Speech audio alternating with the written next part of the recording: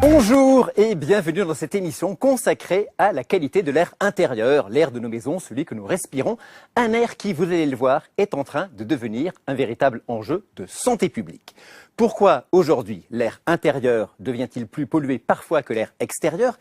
Quelles sont les conséquences sur les bâtiments et sur la santé des habitants? Quelles solutions, quelles techniques mettre en place pour y remédier et retrouver un air sain? Nous allons répondre à toutes ces questions avec nos spécialistes.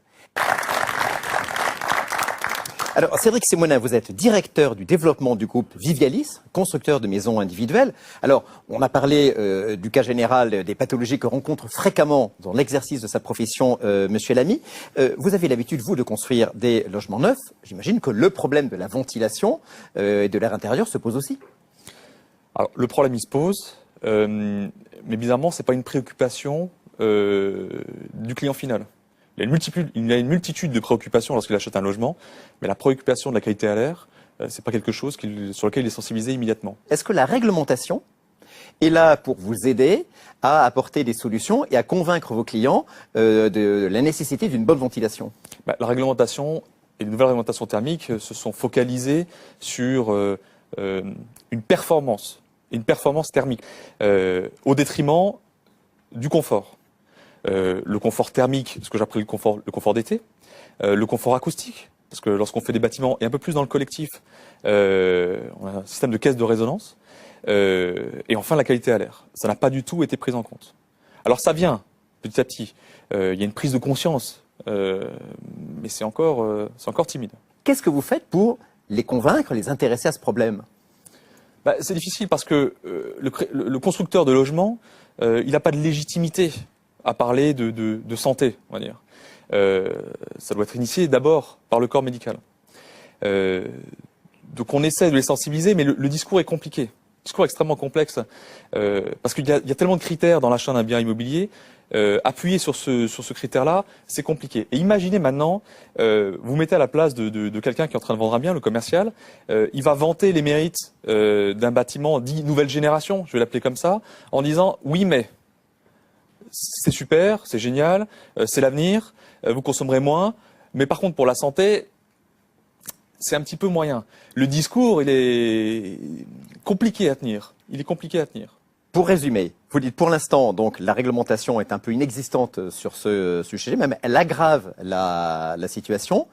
Les seules personnes qui sont sensibles à la qualité de l'air, ce sont des personnes qui ont été confrontées à des problèmes liés à ça, au travers de leurs enfants, de leur expérience passée dans des maisons ou des appartements. C'est peut-être le levier sur lequel il va falloir agir, parce que dans un but qui est noble d'ailleurs, puisqu'il s'agit de protéger tout le monde contre les pollutions de l'air intérieur.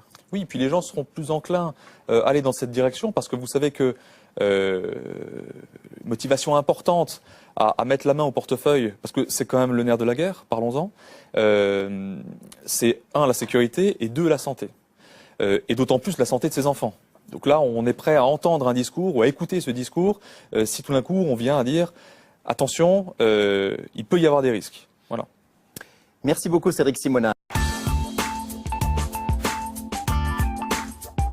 Docteur Suzanne Deux, bonjour. Bonjour. Vous êtes ORL et directrice de Medieco, société experte en ingénierie de santé dans le bâti et l'urbanisme.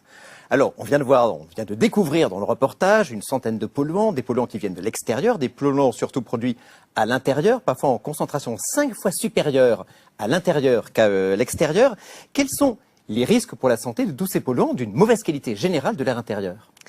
Alors, ils sont aussi variés que les polluants, parce que en fonction du type de polluant, on va avoir des symptômes ou des maladies différentes.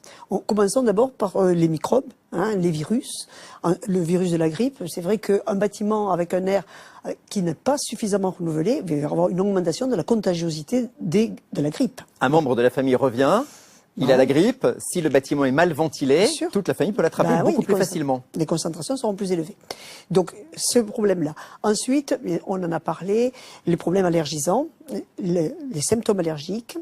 On a parlé du formaldéhyde. C'est vrai que c'est le puissant, la substance qui potentialise le plus les réactions allergiques.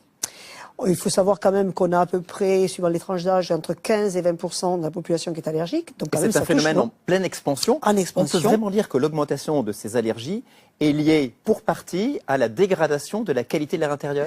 Alors, on peut le dire. Bon, on va pas dire que c'est dû qu'à l'air intérieur, hein, mais c'est vrai qu'en C'est tout une cas, des on causes. aggrave. On aggrave. On aggrave. Donc ça, c'est les symptômes allergiques. Ensuite, on a un problème aussi, on a des symptômes qu'on dit neurovégétatifs qui sont maux de tête, fatigue, les odeurs aussi, hein, les odeurs qui peuvent déclencher certains symptômes, du nausée. Donc ça, beaucoup de substances peuvent être odorantes. On en met d'ailleurs un peu trop dans l'intérieur de nos bâtiments et après on les élimine pas. Notamment quand on nettoie, on l'a vu. Voilà.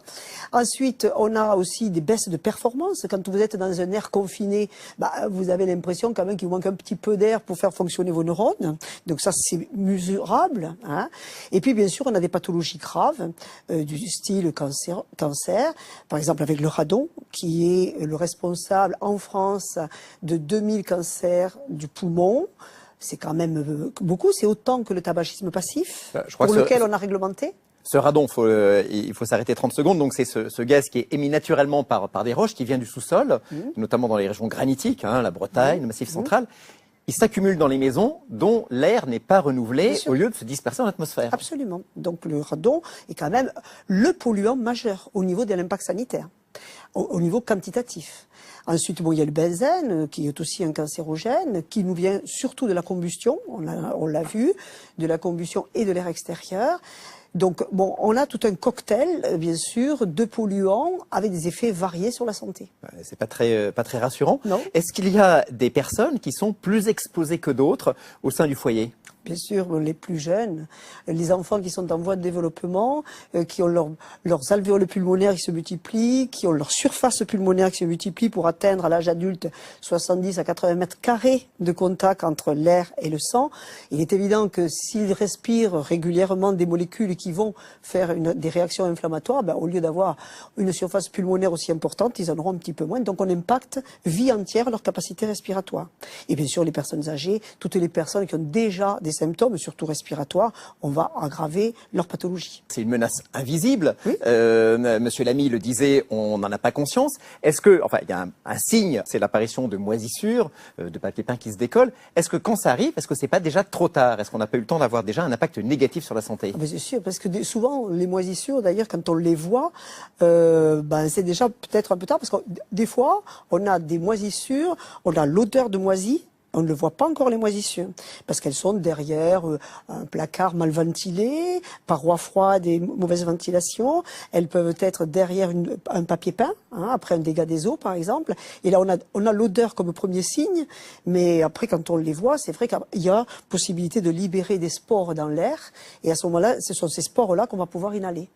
Alors, c'est vrai qu'on a le réflexe, qu'on est en train de perdre d'ailleurs, d'aérer une fois par jour en ouvrant ses fenêtres. Mais finalement, quand on voit la présence de polluants qui peuvent aussi arriver par l'air extérieur, est-ce que aérer quotidiennement, c'est la panacée? Quand vous ouvrez une fenêtre, ça ne renouvelle l'air que de cette pièce-là, donc c'est pas général. Si vous ouvrez la chambre, vous renouvelez pas l'air du salon. En zone urbaine, on a quand même l'air extérieur qui est particulièrement contaminé, mais il faut toujours bien se rendre compte que l'air intérieur est les concentrations sont plus élevées dans l'air intérieur que dans l'air extérieur. Donc, on ne peut pas dire qu'il ne faut pas ouvrir les fenêtres et on a besoin de cet air extérieur. Mais peut-être qu'on peut limiter la concentration de polluants par des systèmes de filtration. D'accord. Donc, quel est pour vous, en quelque sorte, le système idéal qui permettrait de retrouver un air sain en permanence? Je ne sais pas s'il y a des systèmes idéaux, mais disons qu'on peut essayer par des technologies d'apporter l'air, d'abord d'apporter l'air qu'il faut, c'est-à-dire quantitativement, et d'essayer d'améliorer sa qualité, et donc de l'apporter et de le diffuser dans tout le logement, dans tous les points, et de extraire l'air vicié. Donc c'est des systèmes mécaniques qui peuvent assurer ce type de renouvellement d'air. Merci beaucoup, Dr Déhoux. Merci.